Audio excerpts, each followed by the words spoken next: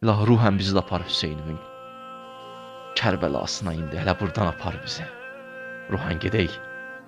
İmam Hüseynin hərəmini tuta. Hamısını deyirəm, evdə oturanlar. Qop bu dünyadan, get Kərbəlaya. Arzu etmişdim nəsib ola mənə dəvətin gəlsin, qonaq olum yenə. Orayla bir dünya değil, başka alemdir. Bu dünyadan qopub. Kərbəla dünya deyil ki. Ona görə hədisdə var ki, kim Kərbəlaya getsə ömürdən sayılmaz.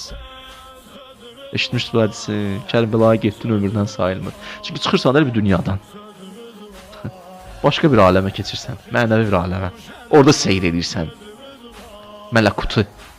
Sanki bir mələkutun bir belə deyim, mələkut aləmindən bir yerə düşmüş parçadır Kərbəla. Nəhriyəl qəmdə batanaya salam kaş əbəl fəzlə, yenə qonaq olam Kərbəlasız mən, axı necə qalam bu ərbəyində.